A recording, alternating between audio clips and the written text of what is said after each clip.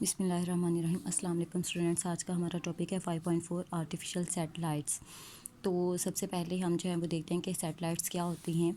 An object that revolves around a planet is called satellite. हमारे पास कोई भी ऐसा ऑब्जेक्ट जो कि किसी प्लैनेट के रिवॉल्व अराउंड करेगा, घूमेगा, ऑर्बिट करेगा, उसे हम नाम देते हैं सैटेलाइट का। सैटेलाइट को नेचुरल सैटेलाइट भी कहते हैं। ठीक है, सैटेलाइट जो है वो हमारे पास नेचुरल सैटेलाइट भी कहलाता है। जैसा कि मून जो है वो नेचुरली खुद ब खुद हमारी अर्थ के रिवॉल्व करता है, तो उसे हम जो है वो नेचुरल सैटेलाइट ऑफ अर्थ भी कहते हैं। ठीक है, उसके बाद हमारे पास जो ये सैटेलाइट्स होते हैं, इनकी 2 टाइप्स होती हैं। एक को हम नाम देते हैं नेचुरल सैटेलाइट का और एक को नाम देते हैं आर्टिफिशियल का। जैसे देखिए, इसका नेचुरल नाम से ही ज़ाहिर हो रहा है कि कुदरती तौर पर खुद ब खुद वो सैटेलाइट जो ऑर्बिट करेंगे, रिवॉल्व करेंगे, घूमेंगे किसी भी प्लैनेट के, गुजर से हम नाम दे देंगे नेचुरल सैटेलाइट का। और दूसरा है हमारे पास आर्टिफिशियल सैटेलाइट। आर्टिफिशियल नाम से हमें पता है कि मसनूई को कहते हैं।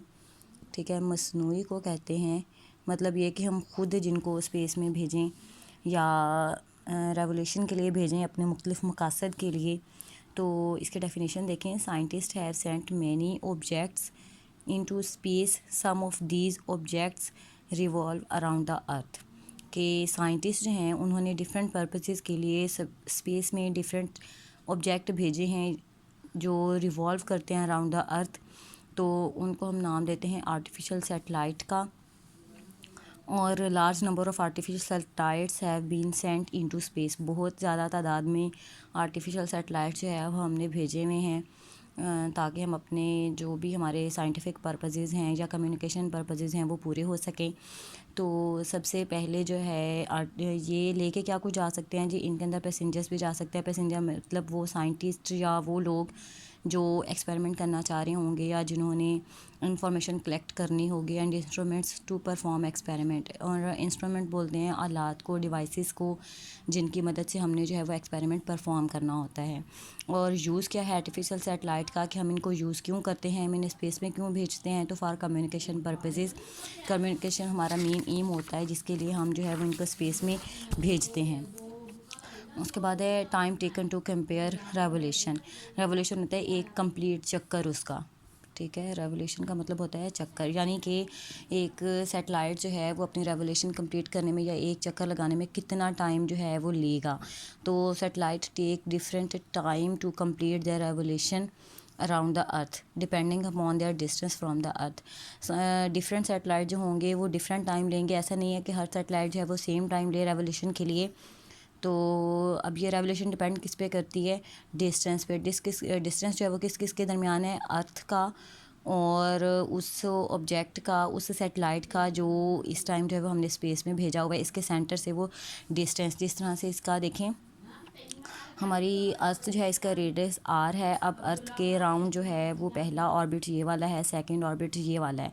ठीक है, अब एक सैटेलाइट जो है वो इस ऑर्बिट में है, अदर सैटेलाइट जो है वो इस ऑर्बिट में है। अब खुद सोचें कि अगर हम इसका डिस्टेंस जो है वो फर्स्ट ऑर्बिट का 1000 किलोमीटर ले लें और अदर का डिस्टेंस जो है वो from the centre of earth जो है वो 2000 कर दें, तो ये जो है अगर अपनी रेवोल्यूशन में 1 घंटा ले, 1 आवर ले, तो ये उसके मुकाबले में जितना इसका डिस्टेंस ज़्यादा है, टाइम भी तो ये उतना ही ज़्यादा लेगा ना। तो इसका मतलब है कि ये जो है वो 2 आवर्स लेगा कंप्लीट करने के लिए।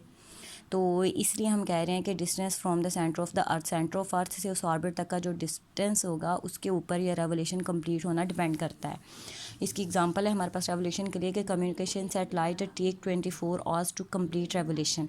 कि कम्युनिकेशन सैटेलाइट जो है वो तकरीबन 24 घंटे लेता है अपने एक रेवोल्यूशन यानी अपने एक चक्कर मुकम्मल करने में। हमारी अर्थ जो है वो भी सेम है, 24 घंटे लेती है अपने एक्सिस के गिर्द अपनी रोटेशन कंप्लीट करने के लिए। तो ये जो सैटेलाइट्स होते हैं ये अर्थ के लिहाज से जो हैं वो हमें स्टेशनरी नज़र आते हैं। तो मतलब रुके हुए ठहरे नज़र आते हैं। उसकी वजह क्या होती है कि जिस तरह से, अच्छा ये मैं बाद में आपसे डिस्कस करती हूँ, पहले देखें geostationary satellite. Geostationary satellite कौन से होते हैं जी, वो हमारे पास satellite whose velocity relative to earth is zero. इनकी वेलोसिटी जो है वो विद रिस्पेक्ट टू अर्थ जो है वो क्या होगी, ज़ीरो होगी। They remain stationary with respect to earth, ये ज़मीन के लिहाज से हमें जो है अर्थ के लिहाज से बिल्कुल साकिन नज़र आते हैं, रुके हुए नज़र आते हैं।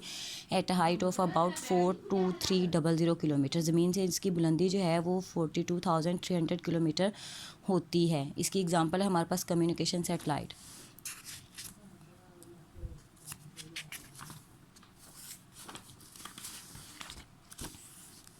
जी, फंक्शन क्या होता है जियो स्टेशनरी ऑर्बिट का?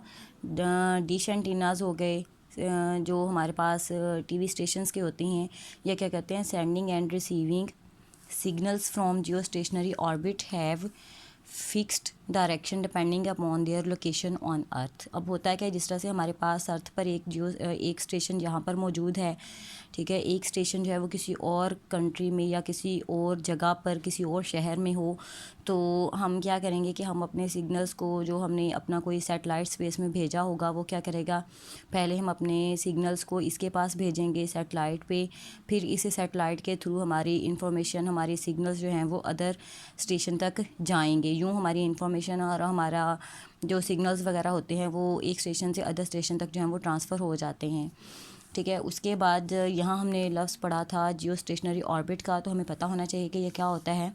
The orbit of geostationary satellite, earth के गिर्द रिवॉल्व करते हुए वो वाला ऑर्बिट जिसमें हमारा जियो स्टेशनरी सैटेलाइट मौजूद होगा, उस ऑर्बिट को हम नाम देते हैं जियो स्टेशनरी ऑर्बिट का। अब देखें, ये वाली चीज़ जो मैंने आपसे कहा था कि मैं बाद में डिस्कस करती हूँ कि हमारे पास जो ऑर्बिट्स होती हैं एक्चुअली इनकी शेप जो है वो ओवल होती है। हमारी अर्थ जो है इसके गिर्द ये जो हमारे ऑर्बिट्स होते हैं इनकी शेप जो है वो क्या होती है, ओवल शेप होती है, पूरी सर्कुलर नहीं होती। तो अब देखें, ये जब रिवॉल्व कर रहे होते हैं तो एक पॉइंट ऐसा आता है जहाँ पे हमारी अर्थ का रेडियस जो है वो बहुत बड़ा हो जाता है बनिस्बत इस डिस्टेंस के, यानी ये बहुत करीब आ जाता है। अब जैसे ही यहाँ से डिस्टेंस जो है अगर हम फ़र्ज़ कर लें कि 2000 हो, यहाँ पर आके वो 100 राउंड अबाउट या मतलब इतना हो जाए कि इसके मुकाबले में हम जो है उसे निगलेक्ट कर सकें, ये डिस्टेंस बहुत ही कम हो जाए, तो एट दी दैट टाइम जो है वो हमें एक दूसरे के लिहाज से जो है ये स्टेशनरी नज़र आ रहे होते हैं। अर्थ के लिहाज से हमारा सैटेलाइट और सैटेलाइट के लिहाज से हमारी अर्थ एक दूसरे को साकिन लग रहे होते हैं, एक दूसरे को स्टेशनरी लग रहे होते हैं। तो अब देखते हैं कि जियो स्टेशनरी सैटेलाइट की हाइट कितनी है। जी, ये 42,300 kilometre above from the surface of earth होते हैं। एंड लास्ट पे हमारी एक चीज़ है जी जीपीएस के बारे में। जीपीएस जो है ये एब्रीवेशन है ग्लोबल पोजीशनिंग